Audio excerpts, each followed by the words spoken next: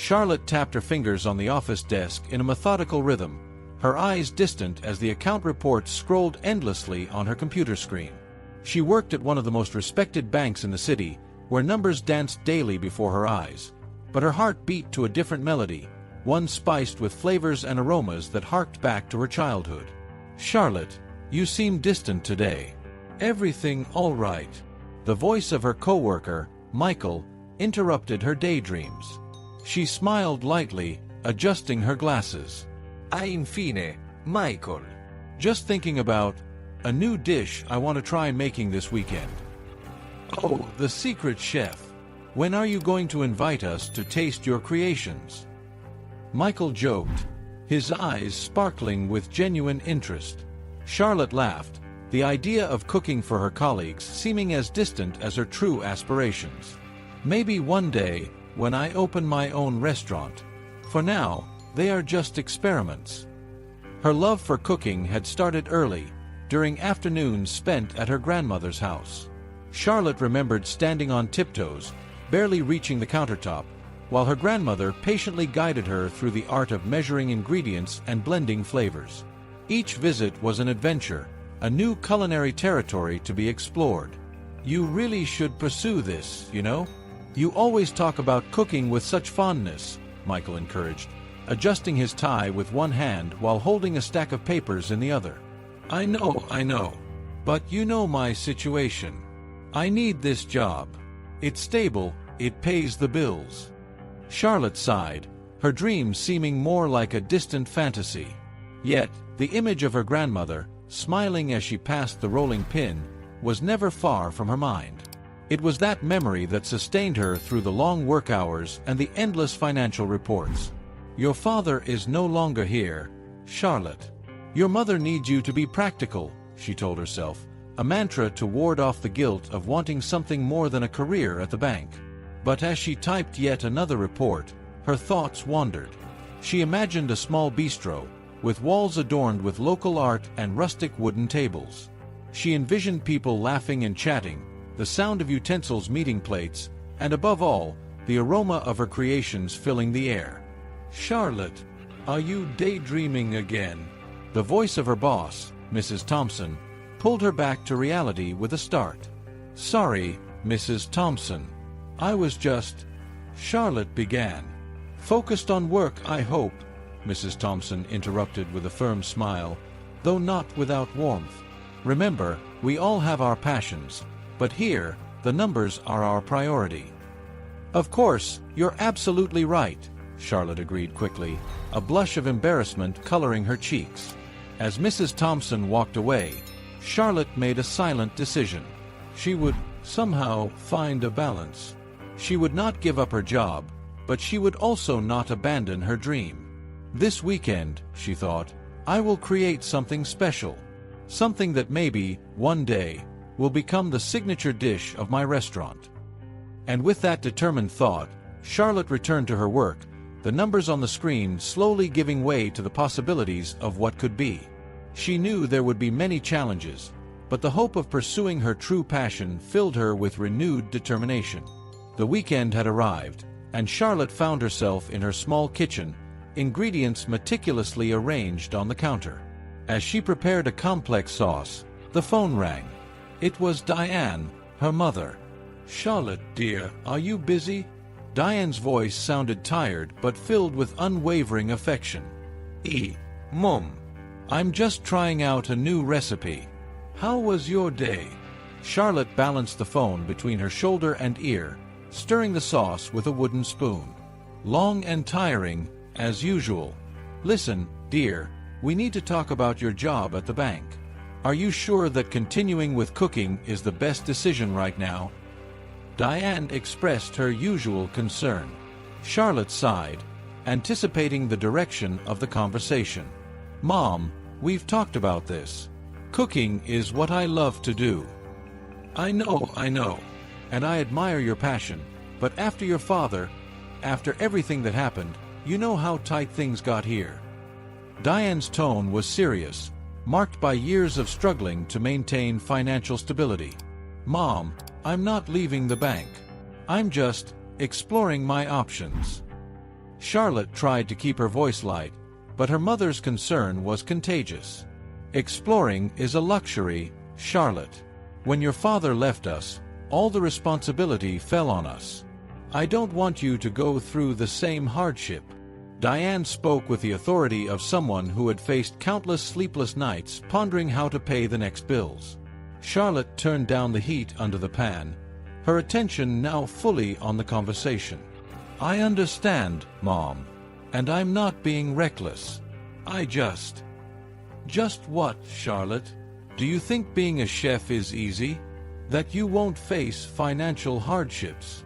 Diane's voice hardened, not out of anger, but out of genuine fear of seeing her daughter suffer. It's not that. I want to try. I need to try. You always said that regret for not trying is worse than failing. Charlotte held the phone tightly, her words coming from a place of hope and determination. There was a pause on the line. Diane sighed, the sound heavy with years of wear. I did say that, didn't I? But that was before your father. Before we understood what instability really means. Charlotte could hear the tiredness in her mother's voice, knowing that each word came from a place of love and protection. Mom, I promise I'll keep my job at the bank. I'll maintain my employment, but in the evenings and on weekends, I want to give my true passion a chance. Diane was silent for a moment, processing Charlotte's words. All right, she finally said, resignation mixed with support in her voice. But promise me you'll be careful. Don't make any large investments without thinking it through. I promise, Mom. And thank you. I really believe this can work. Eventually.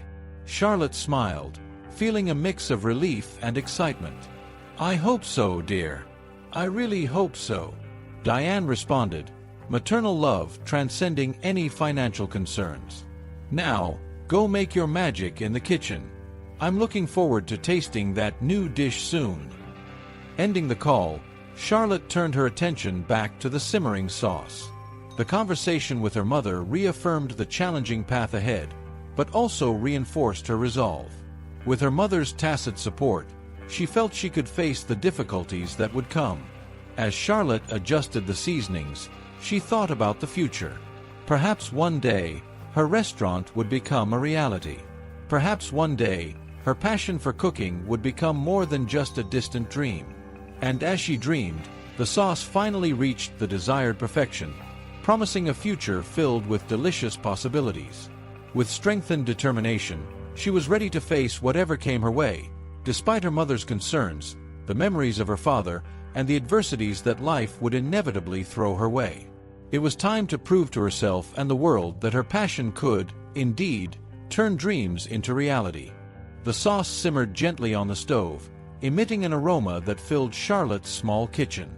As she delicately stirred, her mind was far away, lost in recent memories that mixed relief with anxiety. The sound of the door slamming shut still echoed in her memory, marking the moment when her father, George, had left their lives forever. That night, after a particularly bitter confrontation about money and broken promises, George had packed his bags and left, not without casting a look that mixed remorse and resentment. Charlotte and her mother, Diane, stood in silence, watching his silhouette disappear into the darkness of the street. Charlotte remembered Diane's expression that night, a mix of relief and fear. "Mom," Charlotte had started, approaching her in the dark kitchen. "Are you okay?" Diane had sighed deeply, a sound laden with years of disappointments and struggles. "I am, dear.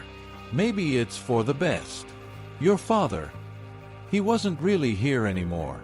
His addiction had taken him away from us a long time ago." "I know, Mom. I worry about what we're going to do now." Charlotte looked at the unpaid bills on the table, a visual reminder of the mountain of financial difficulties they would face. Diane placed her hand over Charlotte's, offering a sad but comforting smile. "We'll figure it out, as we always do. We're in this together, and now, without your father's gambling debts, maybe we can even get out of the red." In the days that followed, the house seemed quieter, more peaceful, yet permeated with a new financial tension. Charlotte saw her mother working even harder, balancing two jobs with the same determination as always, but with a new gleam of resolution in her eyes. One of those afternoons, as Charlotte prepared dinner after a long day at the bank, Diane walked into the kitchen, tired but smiling. "Smells wonderful, Charlotte. You always know how to brighten this place up." Charlotte smiled, passing a plate of fresh salad to her mother. "I'm trying, Mom. And I've been thinking, maybe I could take on some catering jobs on the weekends. It could help with the expenses." Diane hesitated, worried. "Charlotte, you already work so much. And your dream of opening a restaurant." "I'm not giving up, Mom. I'm just being realistic. We could use the extra money, and I'll gain more experience. It's a win-win situation." Charlotte tried to keep her voice optimistic. Diane touched Charlotte's hand, gratitude evident in her eyes. "You're incredible, dear. Your father, he would have been proud in his own way. I just want you not to have to work so hard, Mom," Charlotte said, determination shining in her eyes as she served the food. Weeks turned into months, and life without George began to find a new rhythm. Diane and Charlotte supported each other, each in their own way, facing life with a mix of courage and fear. But it was a fear they faced together, and that made all the difference. Charlotte, while working at the bank by day and experimenting with recipes at night, began to seriously plan her future. The restaurant dream was still alive, fueled by words of encouragement from Lucas, her colleague and, increasingly, confidant and friend.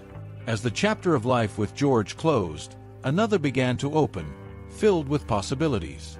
Charlotte knew that, regardless of the challenges, she had people by her side who believed in her and her dreams.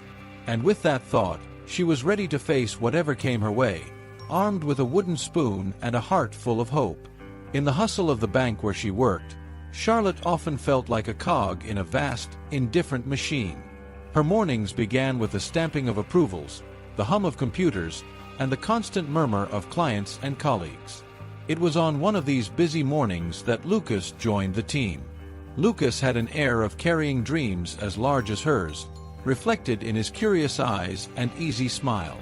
He was introduced as the new financial analyst during the morning meeting. At first, Charlotte saw Lucas as just another colleague, but that changed during a casual lunch in the bank's cafeteria. "So, Charlotte, I've heard that you're the office's secret chef," Lucas began, pulling up a chair next to her with a plate full of food. "Michael can't stop talking about your culinary skills." Charlotte smiled, a bit surprised. "Oh, is that so? Well, I do enjoy cooking, that's true. It's my escape, I guess." "That's fascinating," Lucas said, genuinely interested. "Most people here seem to live just for numbers and reports. But you have a passion. Why are you working at a bank then?"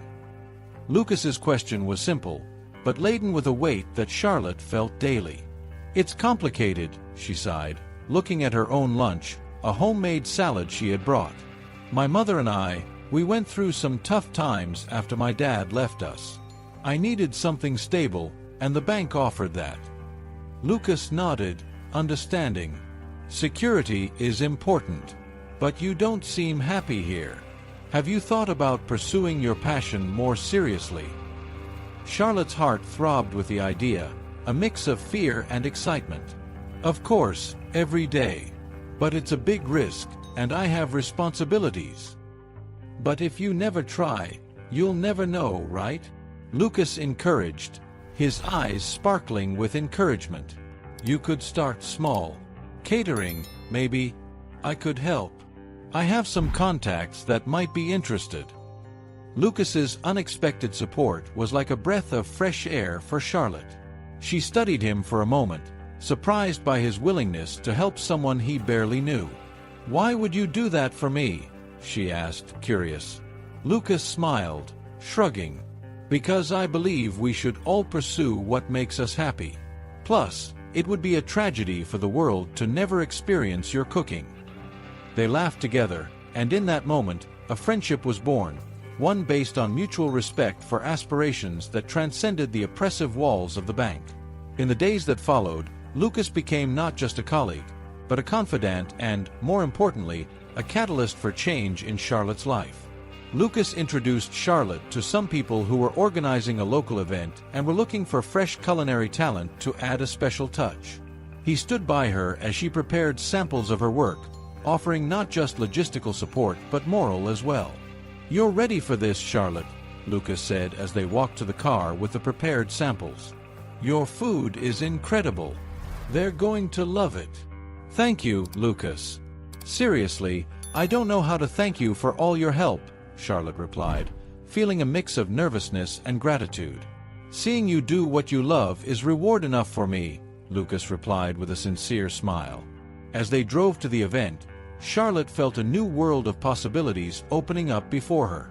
The conversation with Lucas had reignited a flame she thought had been extinguished under the weight of daily responsibilities. She was on her way to something big, and for the first time in a long time, felt that she was in control of her own destiny. This new chapter in Charlotte's life, although scary, was exciting. She knew the path ahead would be difficult and uncertain, but with Lucas by her side, she felt she could face any challenge.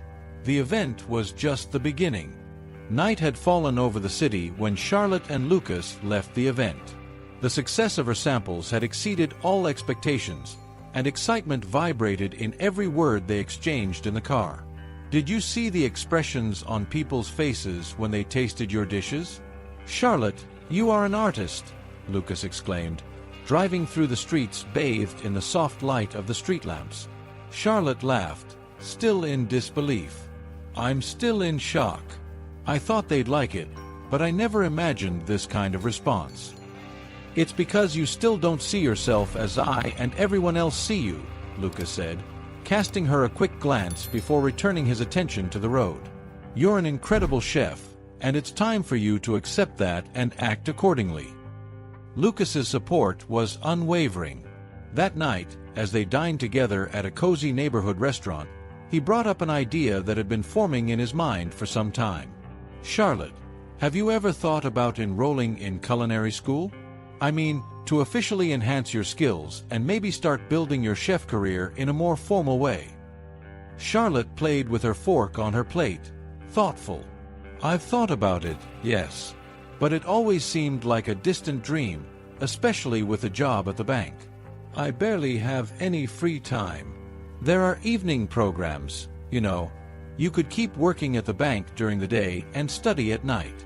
It's going to be challenging, but if anyone can do it, it's you," Lucas encouraged, his enthusiasm palpable.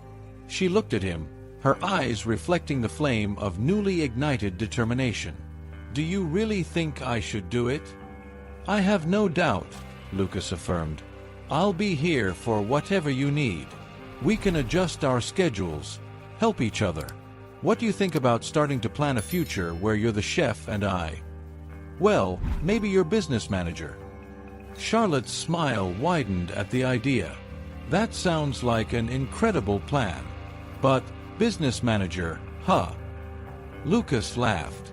"Well, someone has to take care of the details while you conquer the world with your food." Encouraged by Lucas's confidence, Charlotte spent the following days researching culinary schools. With his help, she selected a renowned evening program that perfectly complemented her work schedule. Together, they filled out the application and sent it off, marking the beginning of a new phase in her life.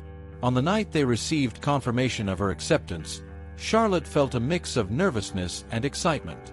"This is real, Lucas. I'm actually doing this," she murmured, hardly believing it. "You more than deserve this, Charlotte. And I'll be with you every step of the way," Lucas promised, holding her hand across the table at the cafe where they celebrated. With Lucas's support and the excitement of finally pursuing her passion, Charlotte felt she was beginning to pave the way to becoming the chef she always dreamed of being. She would not only continue her job at the bank to maintain financial security, but also dive headfirst into the culinary world, exploring and expanding her skills at night. Plans for the future began to take more concrete shape. Charlotte and Lucas discussed potential locations for the restaurant, types of cuisine to explore, and even themes and decorations for the space. Each conversation brought them closer together, solidifying a bond that went beyond professional to something deeply personal and meaningful. As Charlotte prepared for her first day of class, she knew this was just the beginning. With Lucas by her side and a renewed clarity about what she wanted from life, she was ready to face the challenges ahead, knowing that each step brought her closer to realizing her dreams. Months of preparation culminated in a sunny Saturday morning when Charlotte and Lucas would exchange their vows. The ceremony was to be small and intimate, held in the garden of Diane's house, which was meticulously decorated with wildflowers and ribbons that danced in the wind. Lucas was in the garden, adjusting his jacket and chatting with the minister, a friendly figure who smiled constantly. "Are you ready for this, Lucas?" the minister asked, a twinkle in his eye. "I've never been readier for anything in my entire life," Lucas replied, his smile radiating the confidence and happiness he felt. Meanwhile, Charlotte was getting ready in her childhood bedroom, assisted by her mother and two of her closest friends. Her wedding dress was simple, elegant, perfectly suited for the setting and the bride's spirit. "You look beautiful, dear," Diane murmured, tears of happiness sparkling in her eyes. "Your father would have been so proud." Charlotte hugged her mother, comforting her. "I know, Mom. He's here with us, in some way, I'm sure." As she walked down the makeshift aisle between the chairs arranged in the garden, Charlotte felt each step as the beginning of a new chapter in her life. She held a bouquet of roses and lavender, each flower hand-picked for its special meaning to her and Lucas. Lucas awaited her at the end of the aisle, his gaze fixed on her, overflowing with admiration and love. When Charlotte reached his side, he took her hand, whispering, "You are the most beautiful sight I have ever seen." The ceremony was brief but filled with emotion.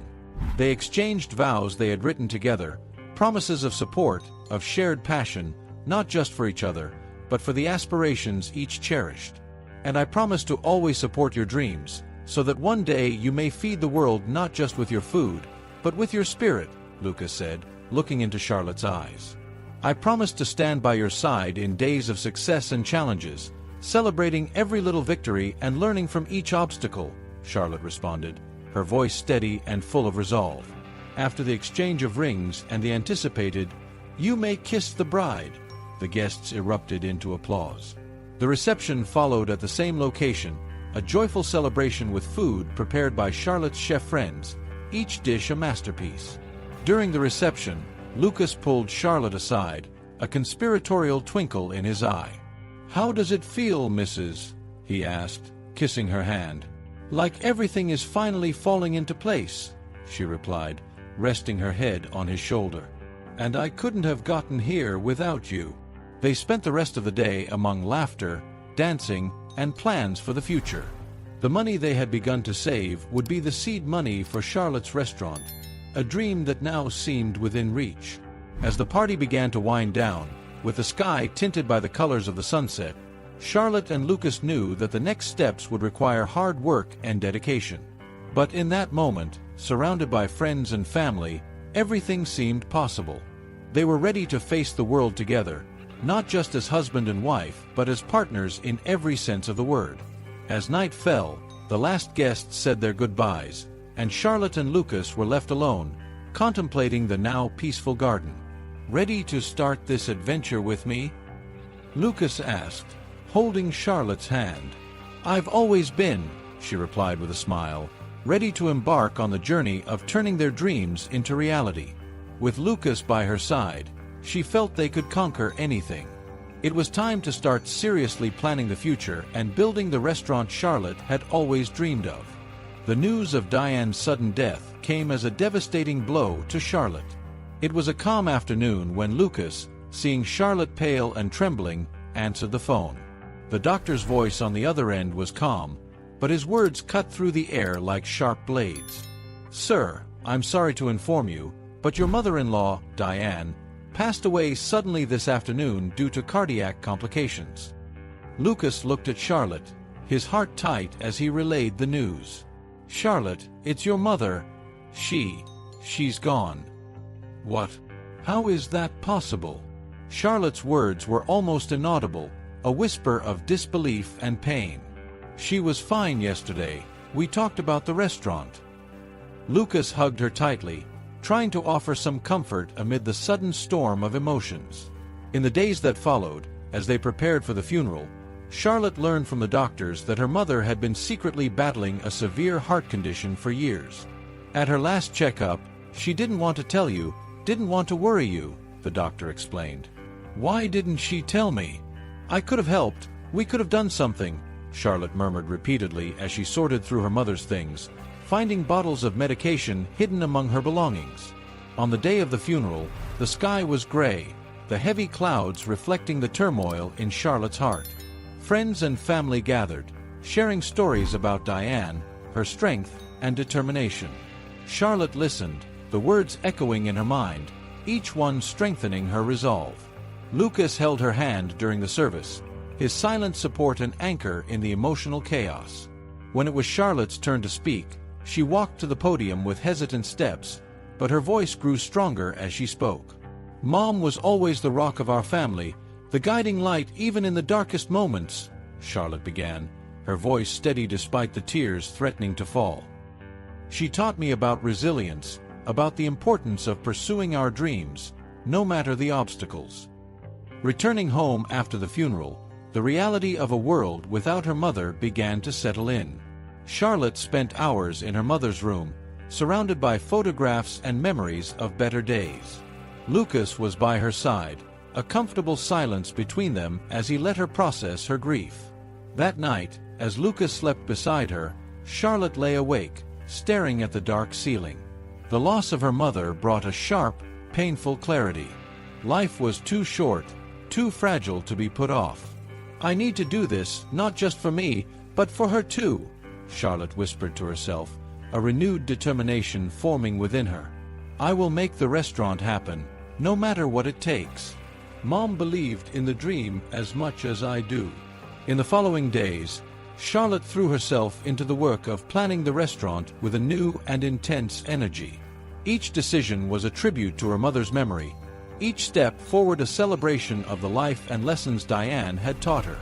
As the project began to take shape, Charlotte felt she was building something that would not only honor her mother, but also mark the beginning of a new chapter in her own life. With Lucas by her side and her mother's spirit guiding her, she was ready to face future challenges. Now, more than ever, she was determined to live her dream, with no more delays. Charlotte's dream of opening a cafe began on a rainy autumn morning when she and Lucas signed the final papers for the lease of the space that would become Charlotte's Corner. It was a small location on the corner of a busy street, perfect for attracting both local residents and nearby office workers.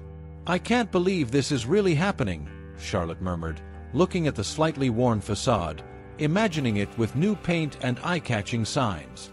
Lucas, always her biggest supporter, put his arm around her shoulders. I always knew you could do it. See, your dreams are becoming reality. In the following days, the couple plunged into the work of remodeling the space. From choosing colors for the walls to selecting rustic furniture that would complement the cozy atmosphere Charlotte envisioned, each decision was made with love and care. How about these chairs? Aren't they perfect? Lucas pointed to a set of wooden chairs with floral upholstery during one of their many trips to furniture stores. Charlotte examined them and smiled. They're beautiful. They match exactly with the curtains we picked out yesterday. Everything is coming together. As the place began to take shape, Charlotte also worked on the recipes that would be the heart of the cafe. She spent hours in her home kitchen, testing and tweaking each detail, ensuring that every menu item reflected her passion and skill. Lucas, can you taste this? She called out one day, holding a spoon with a new version of her special sandwich sauce. Lucas, always eager to assist, tasted it and paused dramatically before responding, just to provoke a reaction from her. I think it's perfect. Seriously, Charlotte, this is going to be a hit. Charlotte's smile was lit by the satisfaction of having created something they both loved. I hope everyone thinks so, she said, but deep down, she felt she was right. The day of the grand opening arrived faster than they expected. Charlotte's corner was transformed, with fresh flowers on each table and an inviting aroma of coffee and freshly baked cakes filling the air. Family, friends, and some curious locals gathered for the opening. Diane, in spirit, seemed to bless the new venture, her photo discreetly placed in a special corner. "Ladies and gentlemen, welcome to Charlotte's Corner," Lucas announced, starting the opening ceremony with a gleam of pride in his eyes.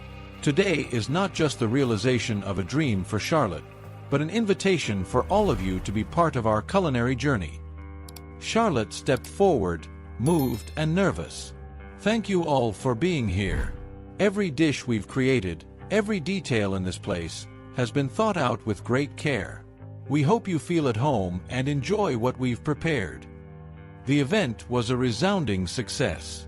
People praised everything from the cozy atmosphere to the delicious dishes that Charlotte prepared with such care. Comments about the authentic flavors and impeccable presentation of the food began to spread. As the day turned into evening and the last customers left, Charlotte and Lucas sat at one of the tables, exhausted but exultant. "You did it, Charlotte," Lucas said, holding her hand. "You really did." She looked around the cafe, her heart overflowing with gratitude and fulfillment. "We did it, Lucas. And this is just the beginning." Energized and invigorated by the day's success, Charlotte was already planning the next steps, thinking about how to expand the menu and perhaps, eventually, open a second location. But for now, she was content to savor the moment, certain she was on the right path to becoming the recognized chef she always dreamed of being.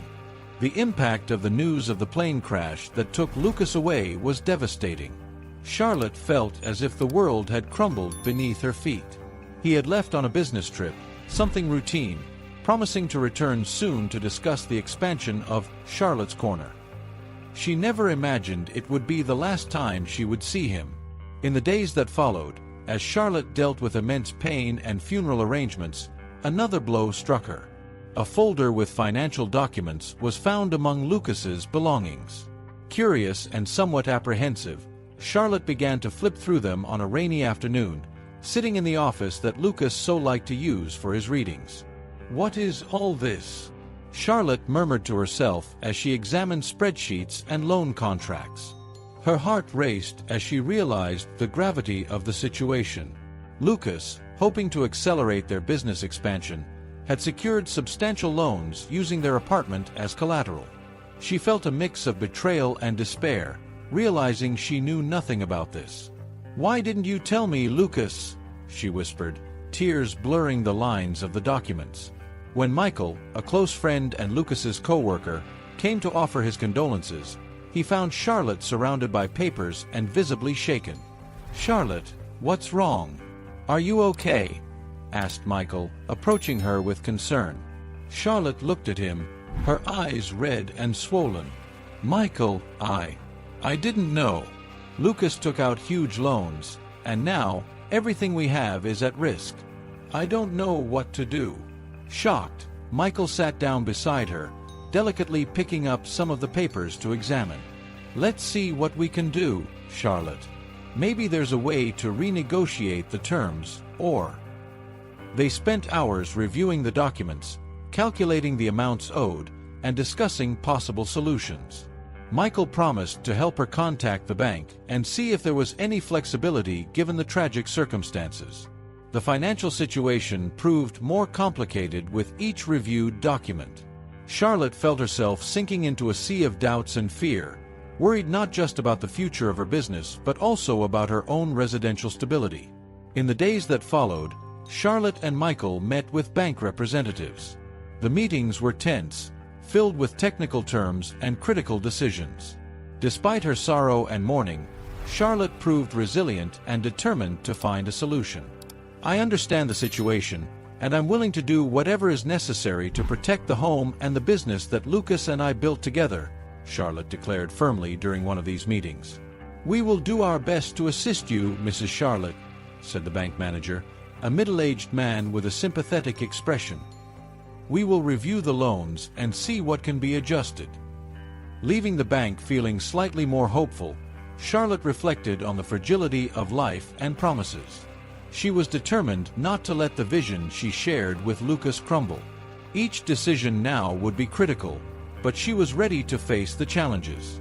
With the support of friends and the memory of Lucas guiding her, Charlotte was ready to fight for the future they had both dreamed of. She knew the next steps would be incredibly challenging, but she was determined to face them with her head held high and her heart strengthened by the memory of her love and partnership with Lucas. It was time to face reality and do what was necessary to safeguard her home and her dream. Despite exhaustive efforts and endless meetings with the bank, the negotiations to restructure Lucas's loans failed. The burden of the accumulated debt was too great, and without sufficient income to cover the payments and the cafe's operational expenses, Charlotte found herself at a dead end. On a gray winter afternoon, the reality of the situation reached its peak. Charlotte, firmly holding the hand of her little 4-year-old daughter Zoe, closed the door of their apartment for the last time. The walls that once echoed with laughter and dreams were now empty and silent.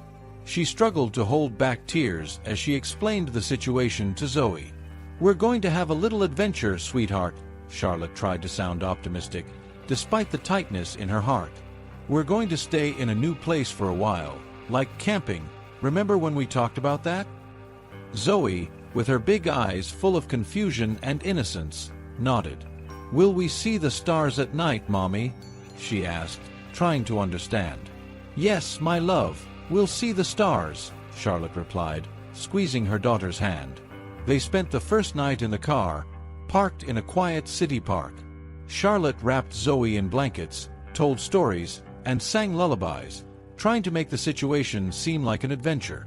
When Zoe finally fell asleep, Charlotte allowed herself to cry softly, the weight of reality crushing her spirit. In the days that followed, Charlotte sought help from social services, but the lines were long and the resources limited. She looked for temporary jobs, picking up gigs as a waitress or helper in restaurant kitchens, but nothing that could offer a permanent solution. On a particularly difficult morning, while sharing a modest breakfast on a park bench, Michael, the friend who had helped Charlotte with the financial documents, stumbled upon them by chance. "Charlotte, what are you doing here so early?" he asked, his expression quickly changing from casual to concerned upon seeing Charlotte and Zoe's belongings next to the bench. Charlotte hesitated, shame and pride battling within her. "We're between homes at the moment," she finally said, avoiding Michael's gaze. Michael sat down beside her, his expression serious. "Charlotte, why didn't you tell me? You shouldn't be going through this alone. Come on, I'll help you find a place to stay tonight." Despite her reluctance, the need was too great, and Charlotte accepted Michael's help. He took mother and daughter to a small hotel, ensuring them a stay for a few nights while helping Charlotte look for more permanent solutions. "You're not alone in this, Charlotte," Michael assured her, as they organized their few things in the hotel room. "We'll find a solution together." That gesture of kindness from a friend offered Charlotte a brief respite, a chance to breathe and gather strength to keep fighting. Those days at the hotel were used to reflect and plan the next steps. Charlotte knew the journey ahead would be challenging, but the presence of Zoe, her little light of hope, and the unexpected support from friends like Michael reignited a spark of determination in her heart. Determined to turn around their dire circumstances, Charlotte started to weave a new plan.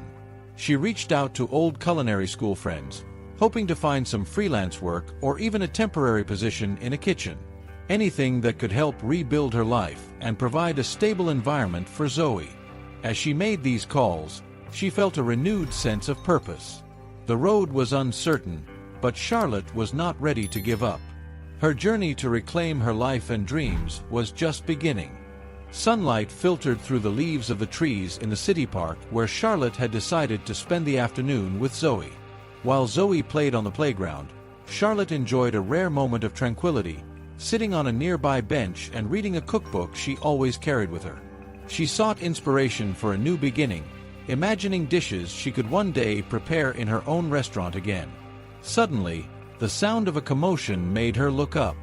Across the park, a small boy, no older than 5, was choking, surrounded by a group of panicked adults who seemed unsure of what to do.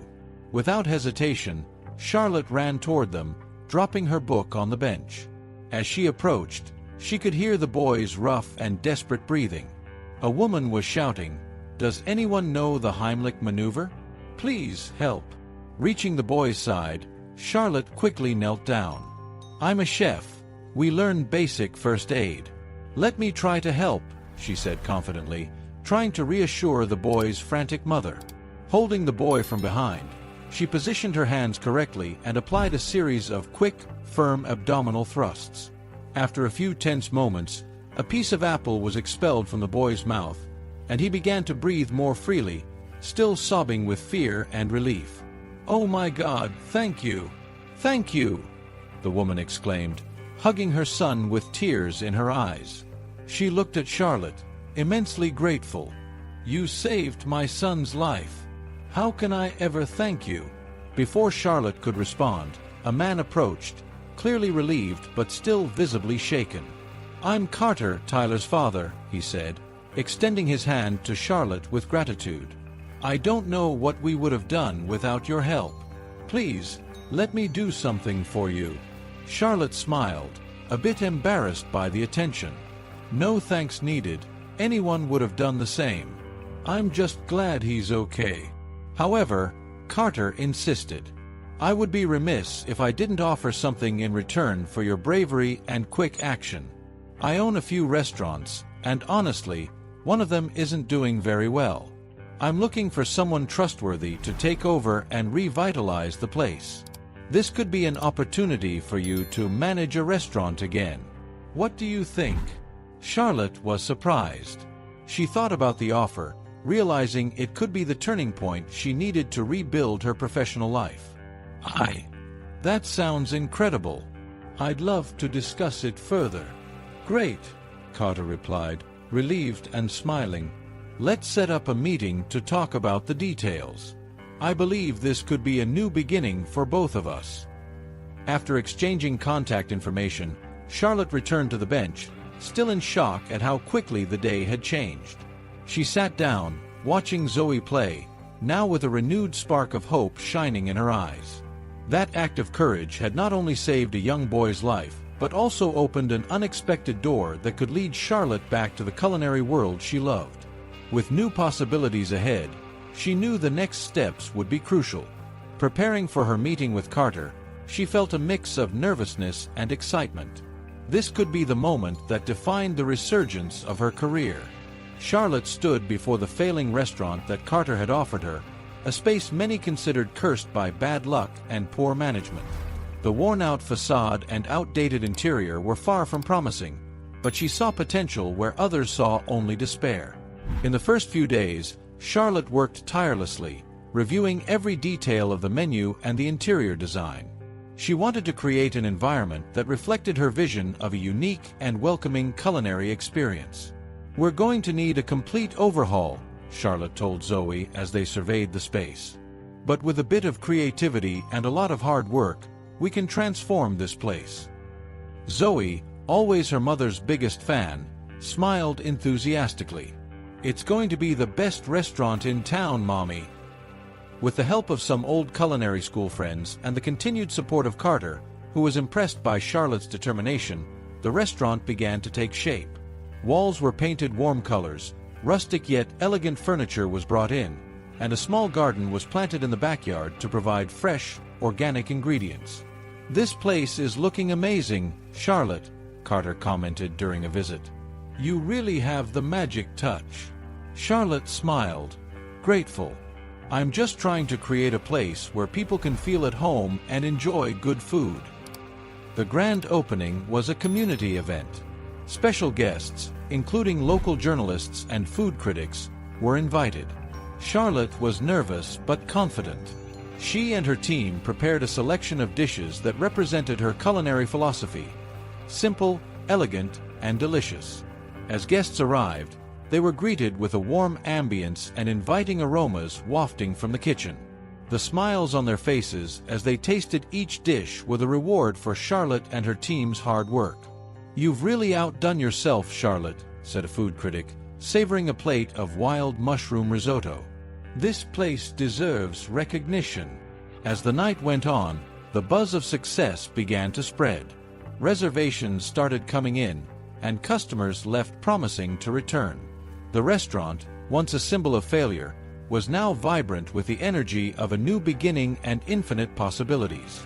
In the months that followed, Charlotte's restaurant became one of the most talked about in town.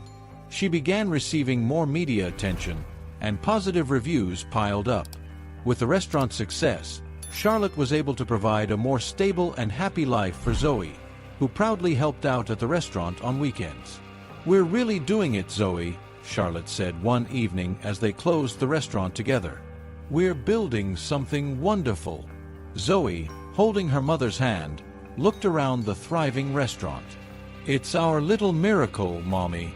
Inspired by the restaurant's success, Charlotte began planning future expansions and new ways to innovate the menu. She knew that each day was a blessing and an opportunity to grow even more. With the restaurant now established, Charlotte felt it was time to take the next step in her culinary journey. She started sketching plans for a cookbook and even considered opening a second location. The future was promising, and she was ready for every new challenge. As Charlotte's restaurant flourished, Carter became an increasingly constant presence, not just as an investor but as a mentor and advisor to Charlotte. With his vast business experience and a newfound personal interest in Charlotte's success, he was determined to help the restaurant reach new heights.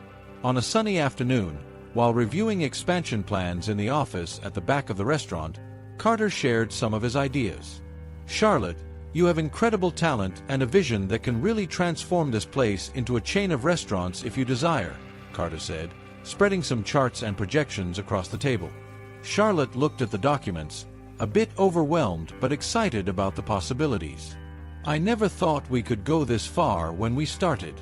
It's a bit scary, but with you helping me, I feel like we can really do this." Carter smiled, encouraged by her enthusiasm. "You definitely can, Charlotte. And I'll be here to make sure every step is calculated and safe. Think of me not just as your investor but as your co-pilot on this journey." Carter's support extended beyond business advice. He often took Zoe under his wing during visits to the restaurant, teaching her about the world of business in a way a child could understand. He bought math books and educational games, which they would solve together, creating a bond that went beyond the professional. "What do you think, Zoe? Do you want to learn to count like your mom counts customers?" Carter would ask, showing Zoe how to add and subtract using real-life examples from the restaurant. Zoe, always curious and eager to learn, loved these moments. "Yes, I'm going to be good at this, you'll see, Carter. One day, I'll help Mom at the cash register." Charlotte watched these interactions with a mix of gratitude and admiration. "Carter, I don't know how to thank you for everything you're doing for us. It's not just the investment in the restaurant, but the time and care you give to Zoe. You're like the family we've chosen." Carter, who had lost his own family under tragic circumstances years ago, found new purpose in these interactions. "Charlotte, Zoe, you've brought more meaning to my life than you can imagine. This restaurant and you two are now my family too." Together, they planned the first expansion of the restaurant. Carter invested in renovating a second location, a larger space in a busier part of the city. He also facilitated access for Charlotte to renowned chefs for specialized training, strengthening her culinary skills and those of her team. "We're going to make this restaurant not just a place to eat, but an experience people will want to repeat and share," Carter said during a meeting with the entire team, his voice full of enthusiasm and conviction. Charlotte felt more confident with each passing day, supported by a mentor who believed in her potential as much as she did. With Carter by her side, she knew any challenge could be overcome. Together, they were building something lasting, not just a legacy of business success but of family bonds and community. As the new location began to take shape, the reality of managing two restaurants became more palpable. Charlotte prepared for the challenges and opportunities of this new phase, certain that with Carter's support and Zoe's contagious energy, they were ready to face the future, whatever it held. As Charlotte's new restaurant began to take shape, the anticipation in the community grew. The grand opening was a landmark event, attended by local journalists, food influencers, and community members who had followed Charlotte's inspiring journey from her toughest days.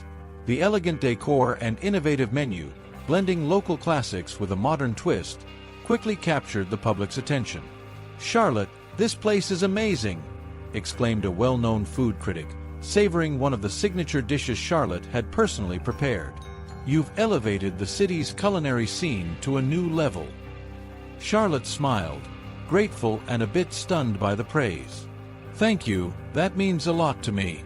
Every dish has a story, every ingredient is carefully chosen.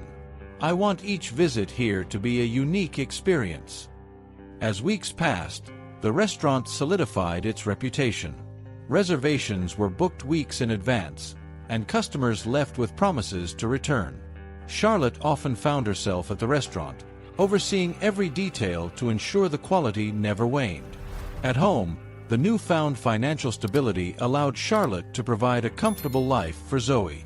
She had enrolled Zoe in one of the city's best schools and made sure her daughter participated in extracurricular activities that stimulated her creativity and passion for learning. "Mommy, today at school I learned to paint with watercolors," Zoe exclaimed excitedly over dinner, showing Charlotte her colorful artwork. "That's beautiful, sweetheart," Charlotte responded, genuinely impressed. "You're very talented.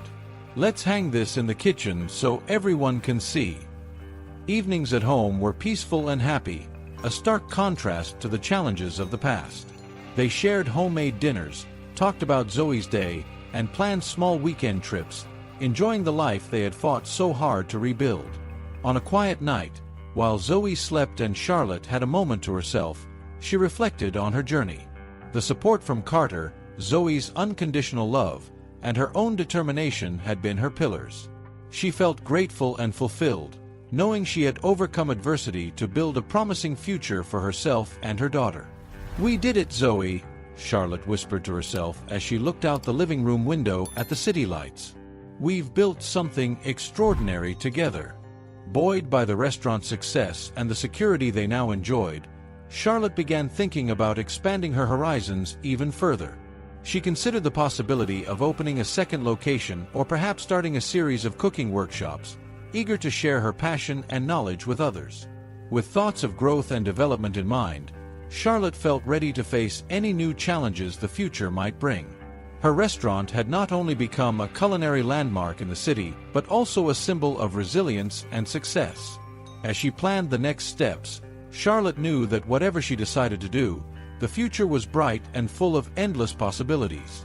In the serenity of her office, surrounded by photographs that told the story of her journey, one with Lucas beaming at a picnic, another of her mother holding a plate of freshly baked cookies, and one with Carter during one of their many restaurant planning meetings, Charlotte allowed herself a moment of deep reflection.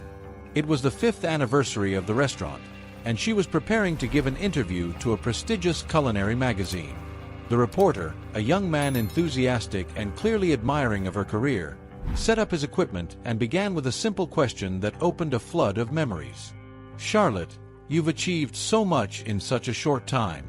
What inspired you to follow this path and keep going, even in the toughest moments?" Charlotte smiled, looking at the photographs on her desk before answering. "Every person you see in these photos played a crucial role in my journey. Lucas, my husband, always believed in me, even when I doubted myself. He was my greatest encourager.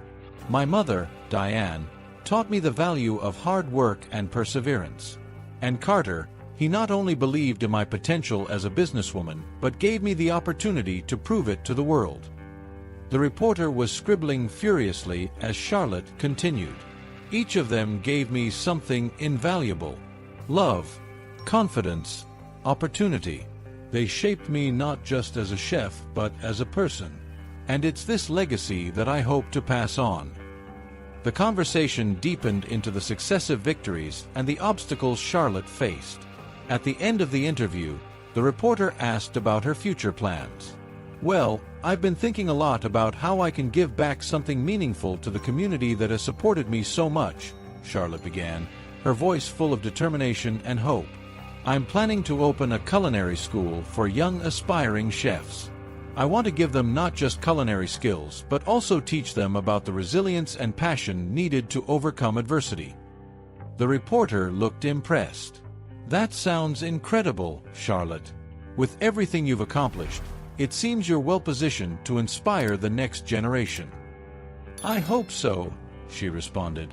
I see it as my mission now, to teach, inspire, and maybe make a small difference in the world. After the interview, Charlotte walked over to the new site she had acquired for the culinary school. It was an old building she was renovating, envisioning teaching kitchens, classrooms, and a small cafe where students could practice and showcase their creations. As she inspected the progress of the renovation, her phone rang. It was Zoe, now a vibrant teenager with her own dreams of becoming an artist. "Mom, how was the interview?" Zoe asked, always interested in her mother's endeavors. "It went great, honey. And I've been thinking, maybe you'd like to help with the art and decoration for the school. What do you think?" Charlotte proposed, wanting to include Zoe in her new beginnings. "I'd love to," Zoe responded, clearly excited. "I'll start making some sketches tonight." Charlotte hung up the phone, a smile forming on her lips. With each new challenge and opportunity, she felt she was honoring the people she loved and who had shaped her life. Now, with Zoe by her side and a new generation of chefs rising, Charlotte was ready for the next chapter, filled with promise and new beginnings. So, if you're not subscribed yet, click on the subscribe button below and join our community. Thank you for your support and see you in the next videos.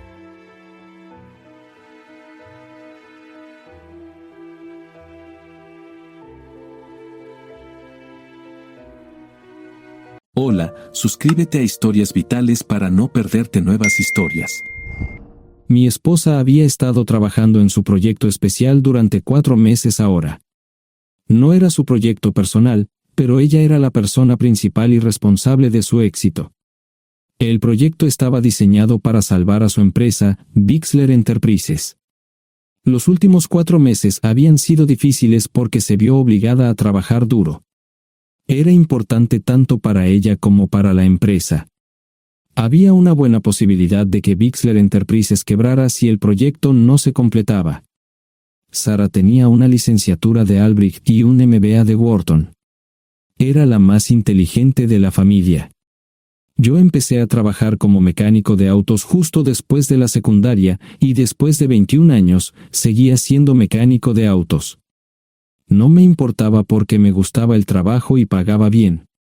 Era suficiente para pagar la universidad de Sara y criar a 2 hijos. No vivíamos lujosamente, pero estábamos bien. Los niños ya se habían mudado, y las cosas iban bastante bien con nuestros ingresos. Sara quedó embarazada 3 meses después de casarnos a la edad de 18 años. Durante los primeros años de nuestro matrimonio, vivimos con mis padres. Ellos tenían una gran casa vacía ya que 4 de mis hermanos se habían mudado. Eso significaba que teníamos una niñera mientras Sara completaba sus primeros años de universidad. Debido a 2 embarazos, la carrera de 4 años le llevó 6 años completarla. Fue difícil, pero lo logró. Siempre tuve trabajo y nunca me faltó trabajo extra si lo necesitaba. Después de que Sara se graduó de Wharton, alquilamos nuestro propio lugar. Tuvo ofertas de trabajo de varias empresas grandes, pero todas requerían que nos mudáramos. A mí no me importaba, pero Sara quería quedarse cerca de casa. Por eso decidió trabajar en Bixler Enterprises. Pagaba bien, pero lo más importante, le daba responsabilidad y la oportunidad de avanzar. Sara era una empleada trabajadora y dedicada. La presentación es el jueves en el Hotel Dicen en Filadelfia. Tomé unos días libres en el trabajo para ayudarla según fuera necesario. Al final, todo lo que logré fue hacerle algo de comer cuando llegaba a casa. No sabía nada sobre su trabajo, ni tampoco quería saber, los negocios corporativos de alto nivel me aburrían. Empresarios de Europa, Asia y América del Sur venían aquí, la empresa pagaba sus boletos de avión y proporcionaba habitaciones en el Hotel Dicen mientras estaban aquí. Era caro como el infierno, y por algunas cosas que Sara había dicho, la empresa estaba sobreestimando sus finanzas. Su presentación era importante para ella, para la empresa y para más de 200 empleados. Hasta el martes por la noche, todo iba bien. Sara llegó a casa con un traje nuevo, un traje gris con una blusa blanca. Desplegó todo lo que necesitaba en la cama de la habitación de invitados. Cuando se trataba de la limpieza de la casa, ella era normal, pero cuando se trataba del trabajo, era meticulosa. No entendía por qué necesitaba sacar su ropa interior de lujo, pero no dije nada. Además de su traje para la presentación, tenía varios vestidos de cóctel lindos para eventos sociales antes y después del evento. Siempre había evitado tales eventos, pero me sentía obligado a ir con ella si ella quería que lo hiciera. Me agradeció la oferta, pero dijo que no era necesario. Todos los materiales y equipos que necesitaba estaban guardados ordenadamente en el maletero de su Volvo. Antes de salir del trabajo, ella misma conducía el coche para asegurarse de que todo estuviera en perfectas condiciones. Tenía todo el día miércoles para prepararse y toda la noche del miércoles para socializar con sus invitados. Sara era tan buena en lo que hacía que sentía que habría sido mejor si simplemente me hubiera mantenido alejado de ella. Finalmente, había terminado. Lo había revisado y vuelto a revisar todo. Todo lo que necesitaba ahora era una ducha caliente y una buena noche de sueño. Supongo que mi error fue que empecé a revisar sus cosas después de que Sara comenzara a ducharse. Pensé que estaba ayudando, pero resultó ser lo contrario. Estaba moviendo cosas en la cama cuando un pequeño sobre blanco cayó del bolsillo lateral de su bolso de maquillaje. Una carta de una farmacia, pero no del tipo que solemos usar. Dentro había 10 pastillas. No tenía idea de qué era, Pren, y las instrucciones eran confusas. Si es necesario, tomar una pastilla y luego una segunda pastilla 12 horas después. Pensé que podría ser algo que ella había conseguido para la ansiedad o los nervios, pero las instrucciones no tenían sentido. La receta estaba escrita a su nombre el lunes. Volví a poner el sobre en su lugar mientras ella terminaba de ducharse. Decidí que quería saber más sobre Pren antes de contarle sobre ello. Por supuesto, si lo mencionaba, significaría que estaba revisando sus cosas. Odio los dilemas. Mientras Sara se preparaba para dormir, fui a nuestro ordenador doméstico y busqué. 10 minutos después, me uní a mi esposa bajo las sábanas. Pasé toda la noche despierto, preguntándome por qué mi esposa había recogido una receta para la píldora del día después, especialmente después de que me hicieran una vasectomía hace 10 años.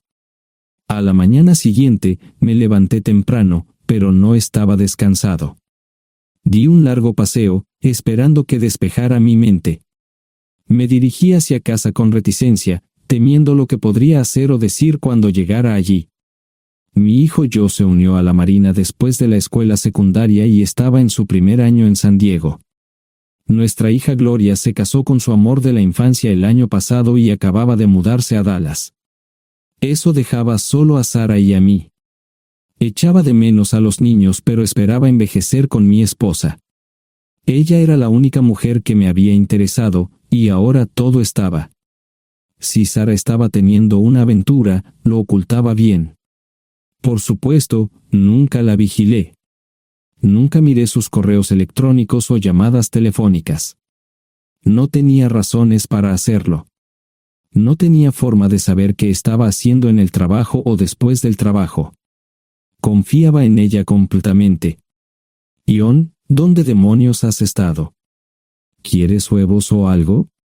No, solo café. No me sentía con muchas ganas de hablar. ¿Qué pasa, cariño? Solo son 3 días. Puedes venir si quieres, pero te aburrirás como una ostra. No, realmente no quiero ir, pero odio dejarte sola. Me preocupo cuando no estás aquí. Es muy dulce, querido, pero estará bien. No voy a salir del hotel en todo este tiempo. Pasaré la mayor parte del día asegurándome de que la sala de conferencias esté lista, y esta noche tendré una agradable charla con nuestros posibles clientes. Mañana, probablemente ni siquiera tendré la oportunidad de ir al baño.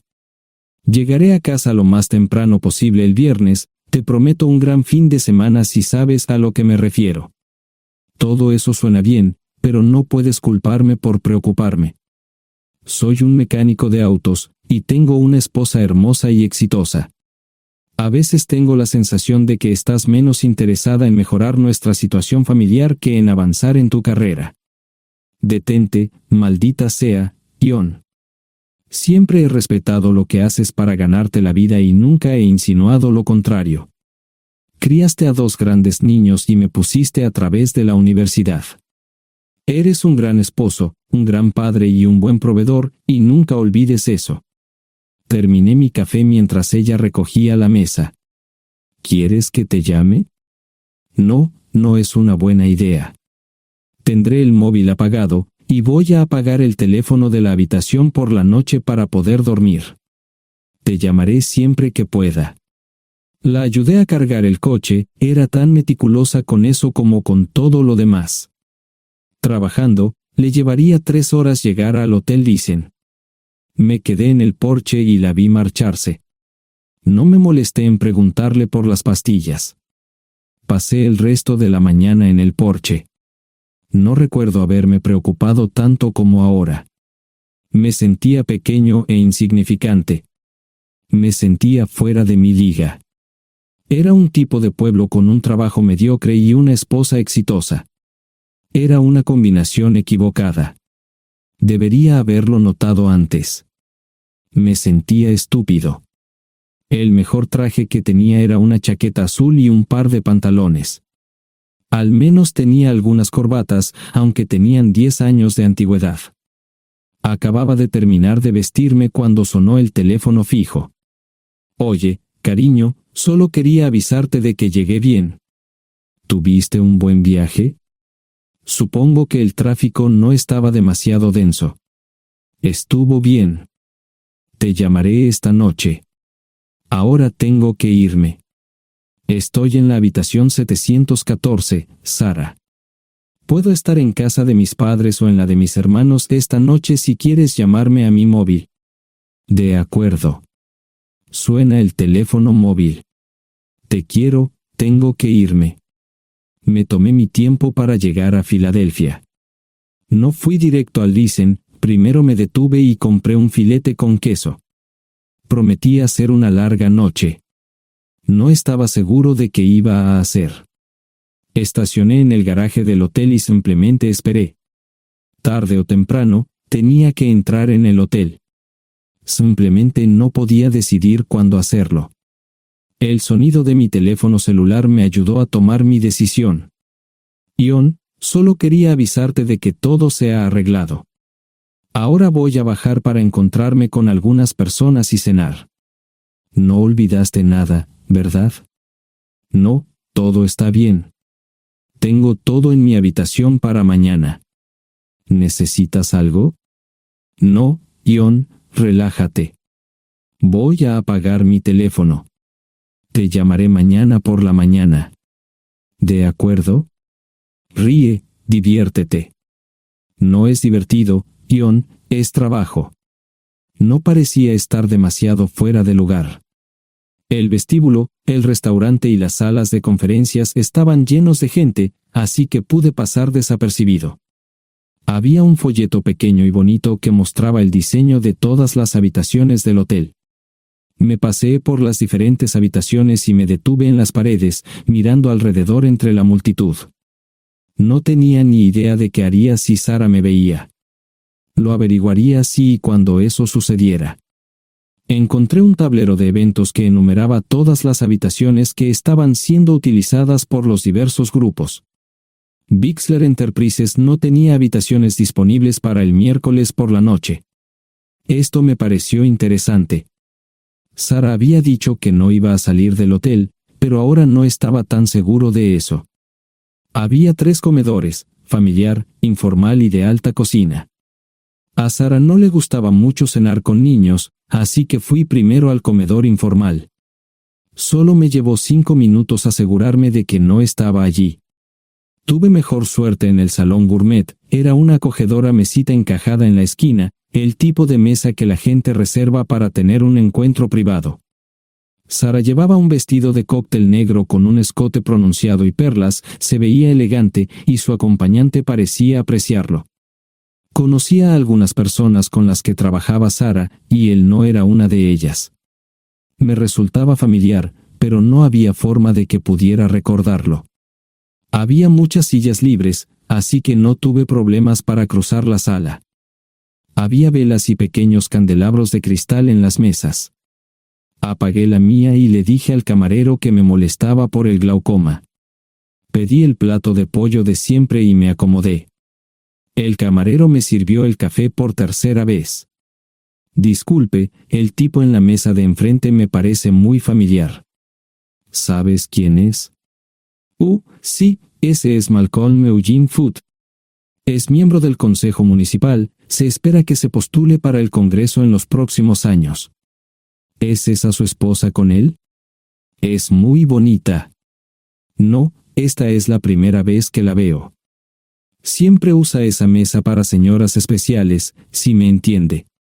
Simplemente le sonreí y pedí la cuenta. Nunca había visto a Sara tan sensual con un hombre antes. Parecía captar cada palabra que decía, como si fuera Dios o algo así. No estaban haciendo nada inapropiado, pero tampoco era platónico ni profesional. Cuando me fui, estaban terminando su segunda botella de vino. Ahora entendía por qué se había llevado su lencería elegante. Me acomodé en una esquina del vestíbulo para que no me vieran. 10 minutos después, salieron del restaurante. Ella le tomaba la mano mientras caminaban por el vestíbulo hacia el ascensor. Observé cuidadosamente los indicadores de piso. Que el ascensor se detuviera en el tercer piso era una buena señal, significaba que no lo había llevado a su habitación. Era una mala señal cuando el ascensor no llegaba al séptimo piso, significaba que ella fue a su habitación. Por si acaso me equivocaba en algo, me senté en el vestíbulo y observé el ascensor durante 1 hora.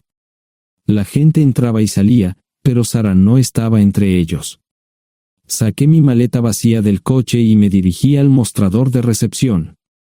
Aunque podía demostrar que era su esposo, me costó trabajo conseguir una tarjeta llave. Se dieron después de llamar a la habitación, pero nadie respondió. Finalmente, estaba en camino a la habitación 714 con la tarjeta llave. Ni siquiera encendí las luces al principio, simplemente me senté en la oscuridad de la habitación durante más de 1 hora. No fue difícil asegurarme de que no regresara a la habitación. Primero, empacé todas sus ropas y pertenencias personales. No dejé nada atrás. Revisé el paquete de Preven, todavía quedaban 10 pastillas en el tocador. De manera muy ordenada, estaban todos los artículos que necesitaría para su presentación al día siguiente. Comencé a llenar la maleta. Había 24 carpetas promocionales especialmente encuadernadas y otras 20 carpetas regulares, todas ellas fueron a la maleta. Un proyector digital fue lo siguiente, seguido de una computadora portátil. Tomé su bolso y su celular, que había dejado en la habitación, todo lo que tenía consigo era un bolso de mano y probablemente un tubo de lápiz labial. Di una vuelta por la habitación tan cuidadosamente como lo hizo ella para asegurarme de no perder nada. Una vez satisfecho, dejé las llaves del coche y mi anillo de bodas en el tocador. Aparte de esos 2 objetos, la habitación estaba completamente vacía. El ascensor se dirigió directamente al estacionamiento, no tuve problemas para llevar 2 maletas, y 20 minutos después, estaba en la autopista rumbo al norte. Pasaban las 3 de la madrugada, no tenía idea de que había pasado tanto tiempo. 1 hora o 2 después, sonó mi teléfono celular, la identificación de llamadas mostraba el número del Listen. ¿Ion? Sí, ¿dónde estás? Estaré en casa pronto. Eso fue todo lo que dije, hubo silencio en el otro extremo de la línea. Los vendedores tienen un viejo dicho, el primero que habla pierde. pareció una eternidad antes de que ella hablara. Ion, lo siento.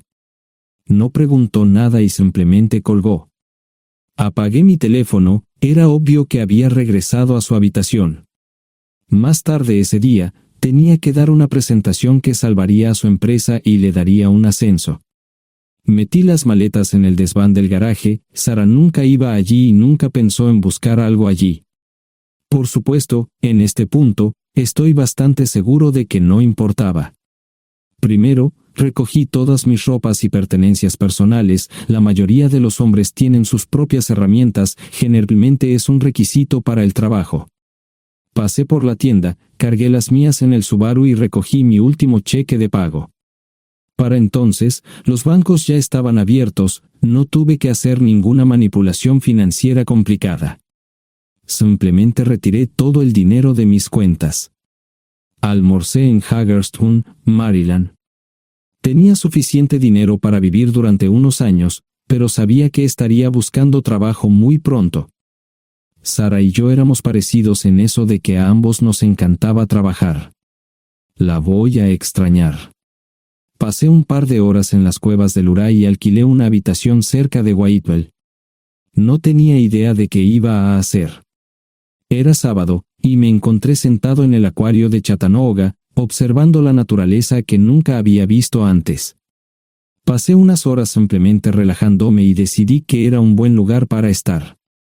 Compré un pase anual para el acuario y, para la hora de la cena, tenía un lugar donde quedarme. Era un remolque móvil en el parque, pero estaba amueblado y era económico. No necesitaba mucho.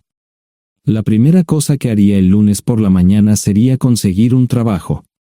Un buen hombre de mantenimiento siempre puede conseguir un trabajo, especialmente si está dispuesto a trabajar duro.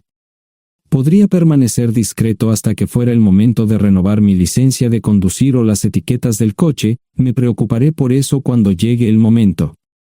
El domingo por la tarde, llamé a Gloria. Me sentí obligado a informarle sobre lo que estaba sucediendo, pero Sara ya se lo había contado. Fue bastante franca con Gloria sobre lo que había pasado. Dijo que había engañado, que la sorprendí, que me fui y que ella perdió su trabajo. Me sentí mal porque ella perdió su trabajo, pero ese era el precio que tenía que pagar. Le pedí a Gloria que le dijera a Josh lo que estaba sucediendo la próxima vez que hablara con él. También le dije que la llamaría aproximadamente una vez al mes para verificar cómo iban las cosas. No le dije dónde estaba. Para el mediodía del día siguiente, tenía un trabajo. En realidad, estaba a poca distancia del parque de remolques, con el Waffle House a mitad de camino. ¿Qué más podría querer un hombre? No sé cómo manejaron el papeleo, pero me estaban pagando $20 por hora sin hacer preguntas. Estaba feliz, y ellos también. Ni siquiera tendría que tocar el dinero que traje conmigo. Unos 2 meses después, Gloria me informó que Sara se había mudado de la casa y estaba viviendo con sus padres. Gloria no sabía nada más, pero estaba feliz de que estuviera estable y le estuviera yendo bien. Josh me llamó desde San Diego solo para informarme que iba a hacer un crucero. Era técnico en aviónica en un portaaviones. Intentó explicar qué hacía exactamente, pero estaba más allá de mi comprensión. Nunca supe mucho sobre cosas técnicas.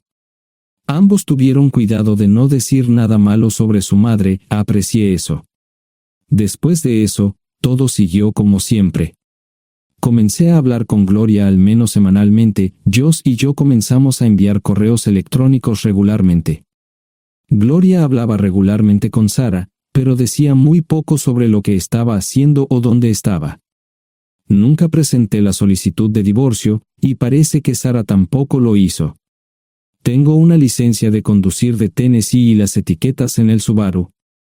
Comencé a frecuentar un bar local un par de veces al mes y tuve encuentros casuales. 2 mujeres se alternaban como mis compañeras nocturnas regulares. No buscaban compromisos, y yo tampoco. Parecía funcionar bien para todos nosotros. La vida era buena. Eso fue hace mucho tiempo, y gradualmente olvidé a Sara. Con el tiempo, el Subaru comenzó a darme problemas. Había olvidado cuánto tiempo había pasado.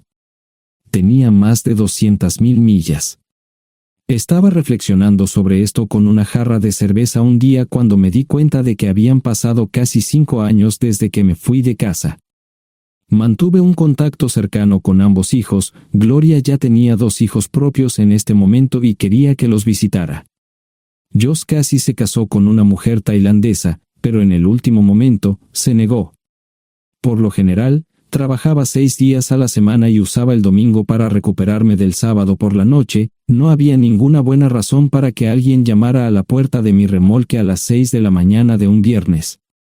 Su grosería fue recompensada por un hombre medio desnudo abriendo la puerta. Los calzoncillos del día son repugnantes, y la dama en la puerta, juzgando por la expresión en su rostro, estuvo de acuerdo conmigo. Ella apartó la mirada, pero su compañero no parecía impresionado. Norm habría usado pantalones, pero en un momento como este, los invitados me molestaron. Estamos buscando a John Terrell. No los conozco. Me llamo David Simmons, y esta es mi esposa Mara. Tenemos un problema y esperamos que nos puedas ayudar. Lo siento mucho, no trabajo a altas horas de la noche. Si necesitan algo relacionado con su auto, tendrán que ir a la tienda. Esto provocó varias miradas en blanco y finalmente una respuesta. No tiene nada que ver con tu trabajo, es más un problema personal. ¿Podemos entrar? El interior del remolque lucía desordenado, rara vez tenía invitados, así que rara vez lo limpiaba. Incluso mis novias insistían en que fuéramos a su lugar. Hagan como en su casa, déjenme ponerme los pantalones enseguida. Al entrar en el dormitorio, dejé la puerta abierta solo para mostrarles lo hospitalario que soy. También me puse una camisa. ¿Les gustaría tomar café? Solo tomará unos 10 minutos. Aparté algunas cosas del sofá para que pudieran sentarse. No hubo respuesta a la pregunta del café. Tenemos una hija adoptiva de 4 años y otra de 2 que necesita un trasplante de médula ósea, y esperamos que nos puedas ayudar. Estamos dispuestos a pagarte si es necesario. ¿Con mi médula ósea? No, queremos usarla y estamos dispuestos a compensarte por cualquier inconveniente. Creo que quieren comprarla. Estaba actuando como un listillo, y de repente me di cuenta de ello. Estas personas eran serias, tenían un problema real y estaban buscando ayuda. Lo siento mucho, no quise interrumpir. Por favor, continúen. Nuestra mejor oportunidad de encontrar un donante es un familiar cercano. Eres nuestra mejor esperanza. Mira esto. No quiero ser un grosero, pero creo que se equivocaron de persona.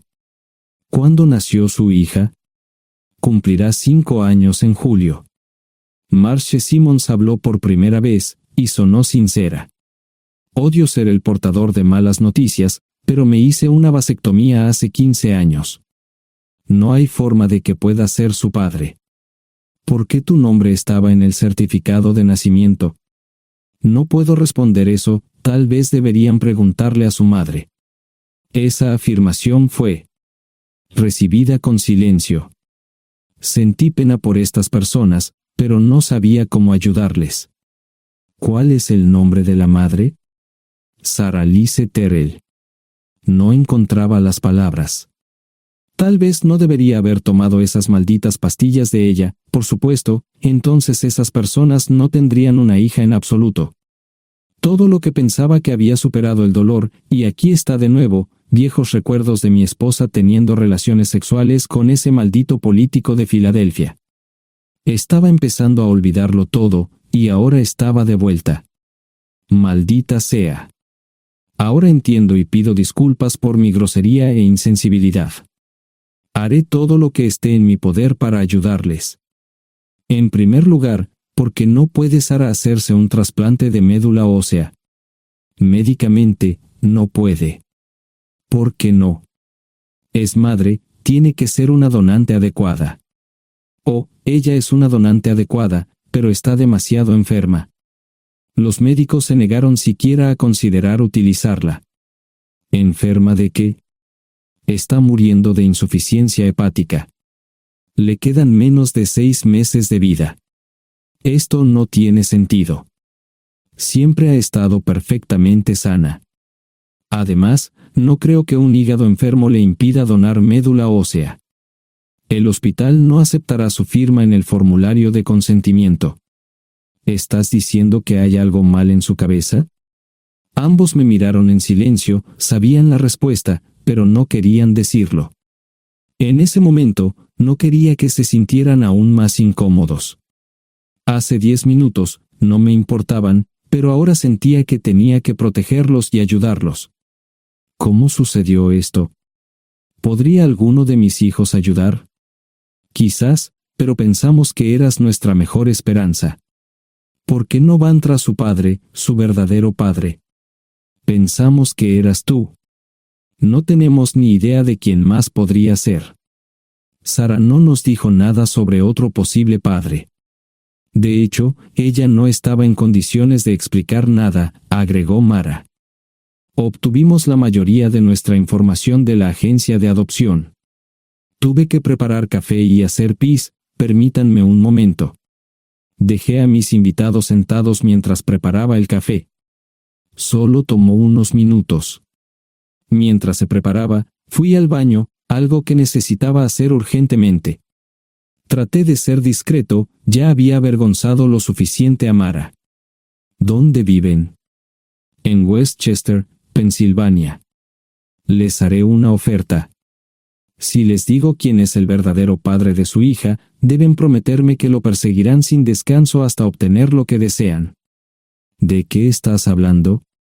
El padre de su hija es un político prominente en Pensilvania. Por supuesto, negará todo y probablemente les proporcionará documentos legales para detener sus esfuerzos. Si acuerdan presionar lo suficiente para que él admita que la niña es suya, podrán avergonzarlo y obligarlo a hacerse un trasplante de médula ósea. Eso es lo que quieren, ¿verdad? Sí, claro, pero ¿cómo hacemos eso? No lo sé. Soy mecánico. Trabajo con metal para ganarme la vida. Creo que la mejor manera sería utilizar la televisión, la radio y los periódicos. Los políticos harán cualquier cosa para evitar una mala publicidad. ¿Tienen amigos que puedan ayudar? Bueno, ahora ambos estaban sonriendo. Debo haber dicho algo que les dio esperanza. Creo que podemos hacer esto. ¿Quién demonios es él? Malcolm Eugene Foote. Se postula para el Senado de los Estados Unidos. Apuesto a que hará cualquier cosa para evitar una mala publicidad. El café estaba listo, pero David y Marshall no podían esperar para llegar a casa. Antes de irse, les dije cómo ponerse en contacto con Gloria y Josh en caso de que los necesitaran. Estaba seguro de que ayudarían. También les pedí que me dijeran dónde estaba Sara. Probablemente estaría en Pensacola antes de que ellos regresaran a Westchester. Me corté el pelo y compré una camisa nueva. Sara era una tramposa que arruinó mi vida, pero aún así quería lucir bien cuando la viera. Era otro remolque, pero esta vez era un bonito doble nuevo. Allí estaba su Volvo con una llanta desinflada y un parabrisas roto.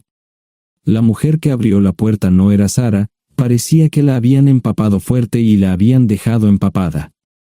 Tenía al menos 45, tal vez 50, y debió haber tenido una vida difícil. La falta de maquillaje no ayudaba, y simplemente se veía horrible. No tuve la oportunidad de abrir la boca. Caray, si no es John Terrell.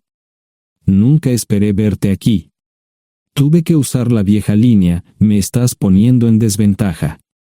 Sherry Hart. Pasa, entra.